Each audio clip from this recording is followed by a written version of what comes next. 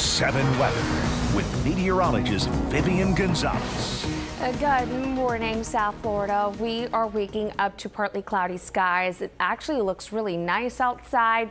Earlier this morning, we did see a few showers roll through coastal Miami-Dade, but that is pretty much it. Right now, you should have a fine commute. There's one tiny little shower that's flared up around Biscayne Bay, and it could be pushing onshore near Cutler Bay in the next couple of minutes. Currently 76 degrees in Fort Lauderdale, 77 in Miami, 83 degrees. Good morning to you over in Key West with very light winds today out of the east northeast. So here's a look at the tropics getting very active out there. We have major Hurricane Gabrielle. Winds have been knocked down from 120 to 115. So we know it is encountering some stronger upper level winds and cooler waters. Right now it is moving to the east northeast at a faster pace, 25 miles per hour, but still expected to be a hurricane by the time it gets closer to the Azores. In fact, the Azores, all of the Azores are under a hurricane watch.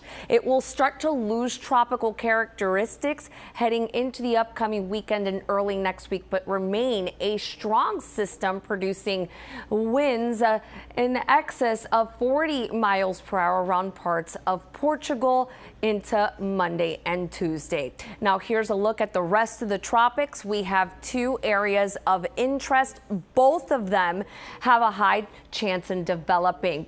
The one over here in the middle of the Atlantic Ocean, that is Invest 93L. The one up ahead impacting the islands with squally weather, that's Invest 94L. We're going to start things off with the one in the middle of the ocean. It's about 600 miles to the east of the islands, producing winds up to 35 miles per hour. And models are showing that high pressure is going to pretty much weaken, allowing it to lift northward. So Bermuda should be watching it closely in the days ahead, especially into the upcoming weekend. The one that's producing squally weather across the islands, it's producing winds up to 30 miles per hour. Right now, there's plenty of rain impacting Guadeloupe, parts of the Virgin Islands, and now spreading towards the eastern half of Puerto Rico.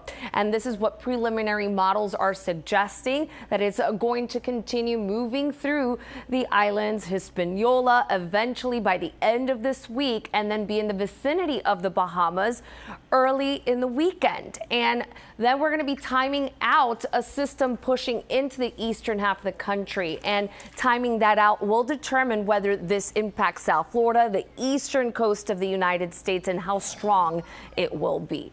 Your boating forecast right now calls for no advisories, east winds 5 to 10 knots, no advisories for the Keys, coastal waters here at a light chop. With the next tide cycle, that's going to be high tide at 10:25 in Fort Lauderdale. Look for highs today near 90 degrees, periods of sunshine, PM rain and storms once again. And then heading into tonight, clouds clear, an isolated shower can't be ruled out, with your extended outlook calling for inland storms Thursday, fewer into the weekend. And that's your 7 on 7.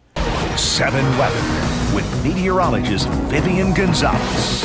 All right, South Florida waking up to bright sunshine, and we will have some passing clouds. There could be a shower or two early on, but in the afternoon, as things heat up, we'll see some showers and storms firing up, and a couple of them could move into metro coastal areas. Heading into tonight, once the heating of the day is lost, we'll have the showers fizzle and some cloud cover still lingering. Now, in the tropics, we have 3 areas that we're monitoring. Out of the 3, tracking major Hurricane Gabrielle in the middle of the Atlantic Ocean.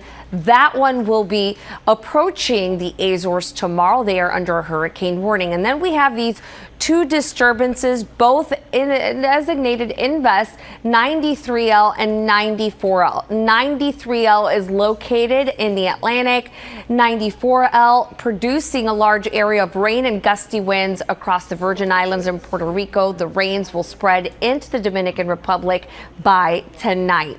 And development with both of these is highly likely, and here's a comparison of the spaghetti models with 93L in orange, 92L, 94L in yellow, and it does seem like both of these will form 93L getting close to Bermuda heading into the upcoming weekend, but 94L as it approaches the Bahamas, that's where formation will likely happen. Still too soon to tell whether or not it will directly impact the United States at all.